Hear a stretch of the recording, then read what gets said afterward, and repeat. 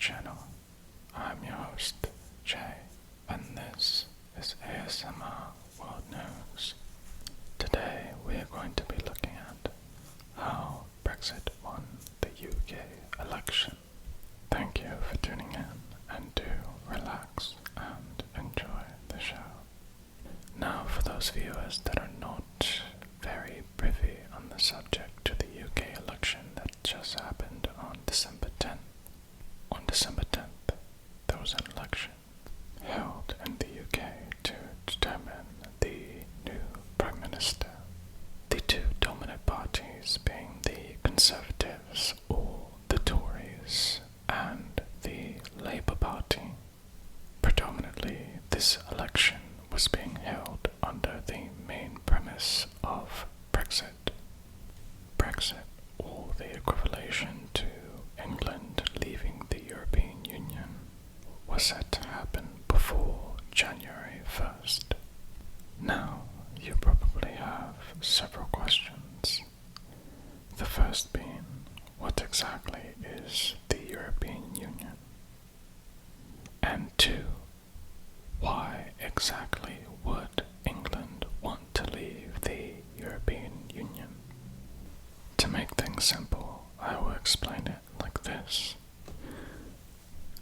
The European Union is a congregation or an agreement between 27 nations to assemble as one union, and with that union comes several benefits.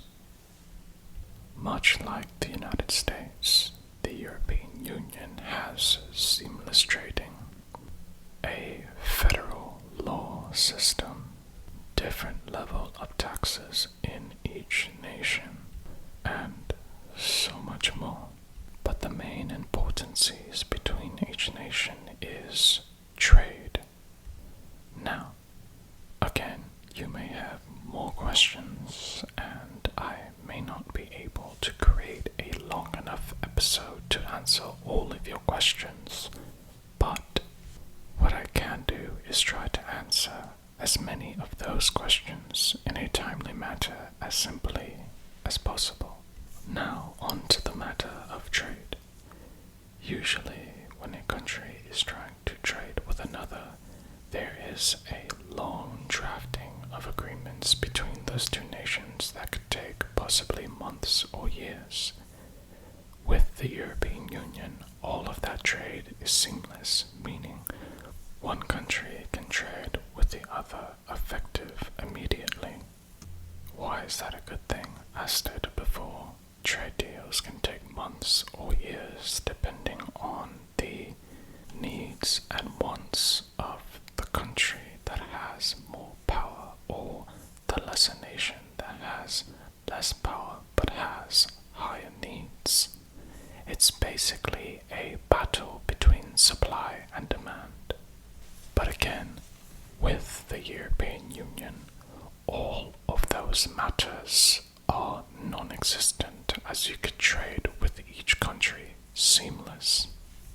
Another benefit to European law is federal law, or EU law. EU law is much like the United States in that it is the federal law of the land. For example, there was a Supreme Court case in the United States called Topeka versus Charlotte Mecklenburg County, in which a black child sued the state so that she could be in a white school. Yes, during that time, nearly 40 years ago, that was still a thing. And with that court case going to the Supreme Court, meaning the highest court in the land, the law was changed so that segregation could be eliminated throughout the land. Now, backtracking to the EU, it is very similar to the United States, as it does to have a Supreme Court. This Supreme Court takes cases from around the European Union to be settled in the highest court in the land, and therefore, whichever way the case is settled, that will be the law of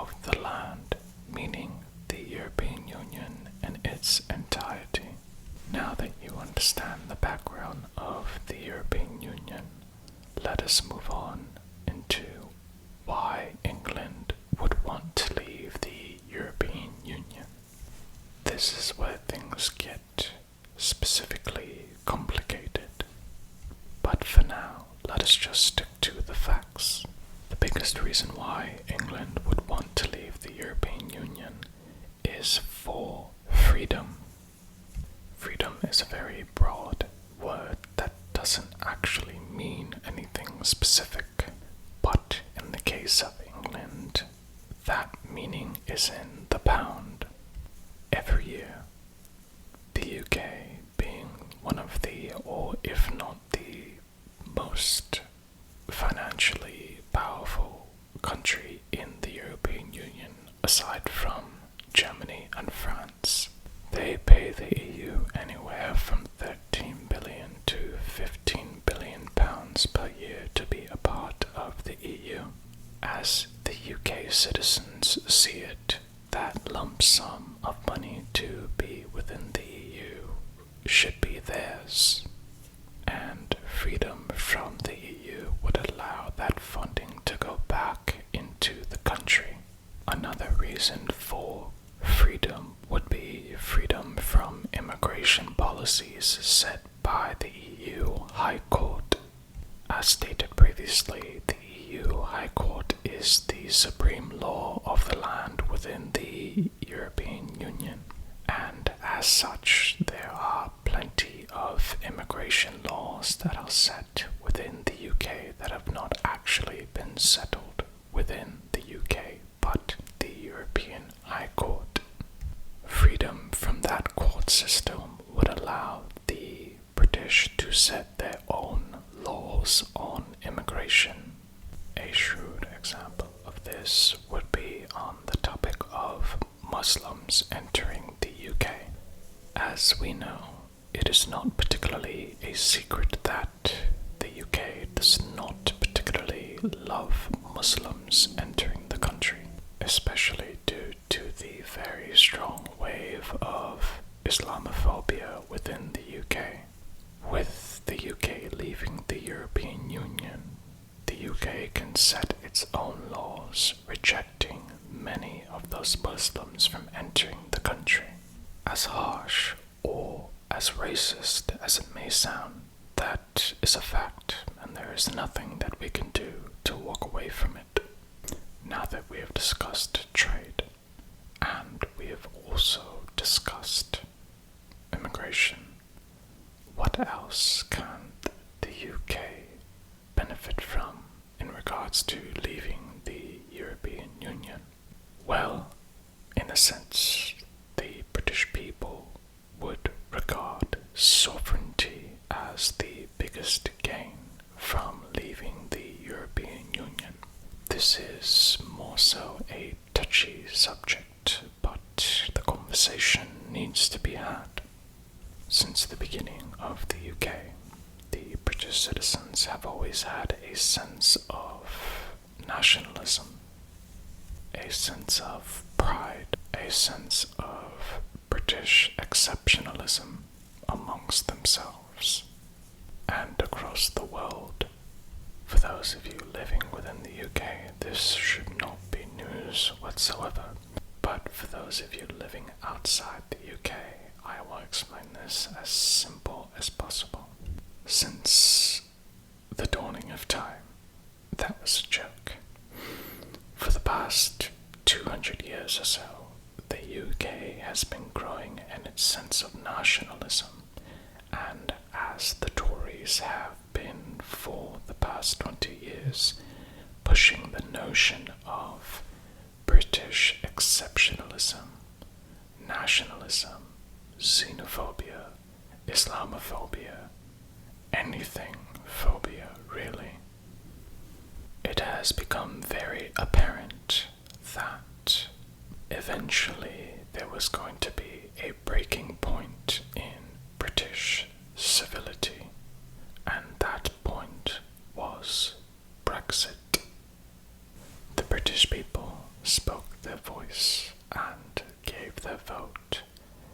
They chose Islamophobia, xenophobia, and leaving the European Union for good. Now that you understand what the European Union was and why England would want to leave the European Union, I want election. Why Boris Johnson has the largest win since World War II against any political party in history, and why Jeremy Corbyn, the leader of the Labour Party, lost. This is a very complex answer, and I do hope you stay through the duration of this explanation, as you may learn several things. First, let us start off with Boris Johnson, the leader of the Conservative Party and Prime Minister to the UK.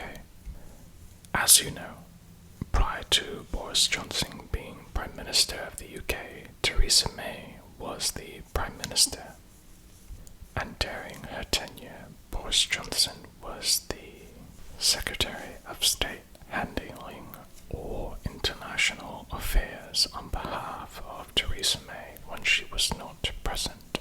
Now, during that time, during his time as the Secretary of State, Boris Johnson made numerous trips outside of country and met with significant delegates and ultimately improving his experience and gaining trust amongst the British people.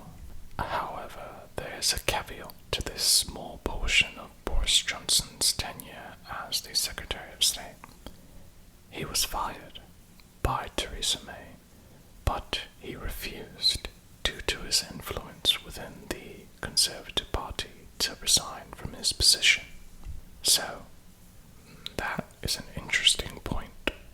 Eventually, it came to a head that Theresa May could not deliver Brexit, and she resigned as Prime Minister of the UK. After Theresa May resigned, there was an election within the Conservative Party to figure out who exactly was going to be the next Prime Minister. And with that vote, Boris Johnson won. Once Boris Johnson took office, he had a very clear message on the matter of Brexit. And that message was get Brexit done. Simple, clear, and catchy. Say what you want about Boris Johnson, but he was extraordinarily clear on the message of Brexit. Get it done. Now that you understand Boris Johnson, leader of the Conservative Party and still Prime Minister of the UK, I would like to turn our attention towards Jeremy Corbyn, current leader of the Labour Party within the UK.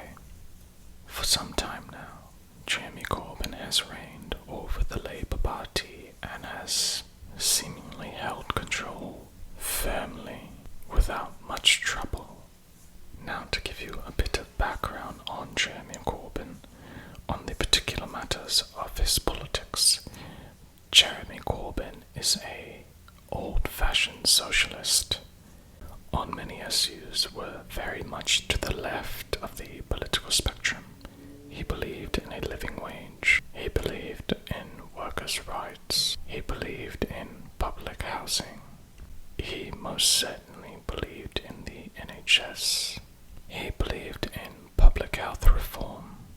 He believed in closing the wage gap. He believed in banking reform. He also believed in a light criminal justice reform. But unfortunately, or fortunately, most of all, he did not believe in staying within the European Union. Yes, I did say that. As controversial as it may sound, Jeremy Corbyn, regardless of what he may have said on the campaign trail, did not ever like the idea of the European Union and has fought systematically throughout the past 3 to 4 years to change the UK's role in the European Union so as they might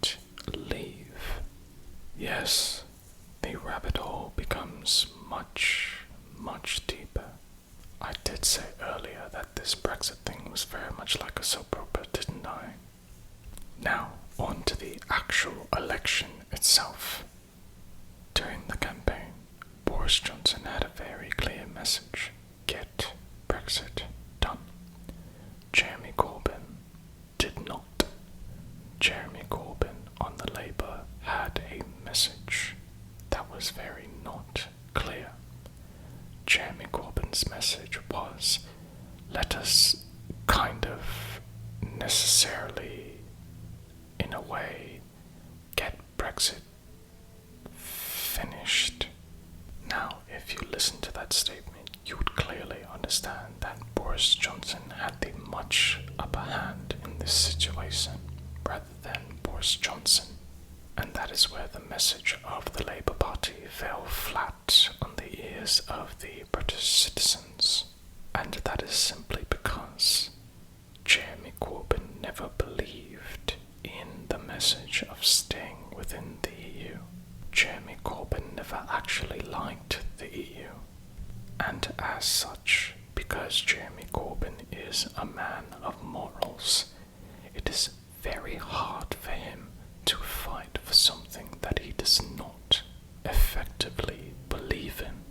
So, during the campaign trail, when several questions were asked to Jeremy Corbyn on leaving or staying within the EU, he fell very flat, as the answers he gave were very questionable and, at sometimes, even to myself, confusing. And it is because Jeremy Corbyn never actually believed in the UK remaining within the EU. I do have one very specific caveat to this entire story, and this is something that has ripped a hole in my heart, and it pains me dearly every waking moment of my life currently. And it is the fact that due to the manner in which the UK is leaving the European Union with essentially no deal, the UK's only trading partner is the US, and as such, the US has asked for full control of the NHS. In case you are wondering what exactly the NHS is, the NHS is the National Health Service that is basically a socialized form of medicine in that the UK citizens pay roughly 2% of all the money they earn in a year in a tax that is then funded through the government, and the government pays for a national health service that is free to all UK citizens. And with the US being the only trading partner that England will more than likely only be able to procure before January 1st, Boris Johnson has given the US full control over the NHS. Now you may be thinking, well, that's absurd. Boris Johnson would never do that. Well, hold on now. Let us think of the Tories' actual views and policies on the NHS. And that main policy is to sell, and privatize at all costs. In the Prime Minister giving central control of the NHS to the Americans, the Tories have effectively met their goal of privatizing the NHS. And for those of us watching here within the UK, this is not something that will happen overnight. The NHS will not leave, it will not shut down, it will not be destroyed in a matter of days, weeks, or months. Giving the US control of the NHS is something that will slowly deteriorate the NHS over years to come, meaning that starting January 1st, the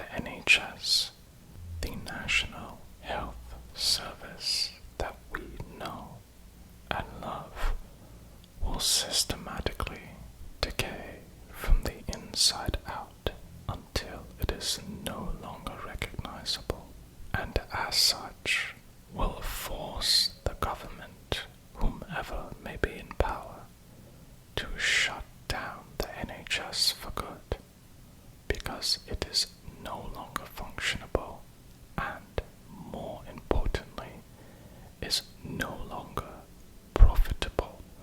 As with all politicians, the bottom line is the only thing that matters.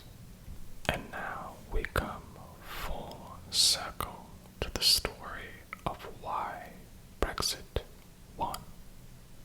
As a refresher, Brexit won, meaning Boris Johnson, the leader of the Conservatives and still the Prime Minister of the United Kingdom, due to his clear message on Brexit: get it done.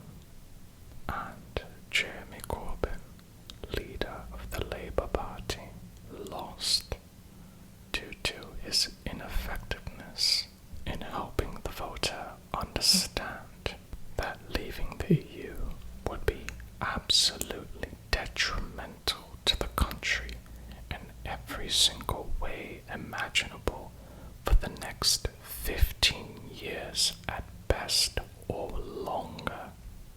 And this is because of Jeremy Corbyn's long-held views on the UK inside of the European Union. Well, if you've made it this far, I would like to thank you for tuning in to today's episode of ASMR World News. Why Brexit Won. I am your host, Jay, and if you liked today's episode, I do hope you would press the like button, and if you disliked it, I do also hope you would leave a dislike. And if you have your own experience to share, please leave a comment below, as I do know this particular topic is very, very hurtful to many people within the UK, or very happy moment for several 100,000 people within the UK as well. So regardless of your political affiliation, I do hope you leave a comment below. And most importantly, if you like the content that I'm releasing so far, do press the subscribe button, as I release videos twice weekly and sometimes even more than I actually expect I will. Thank you, and once again, this is Jay, signing off, and may you have a very merry morning, after evening. Happy Christmas to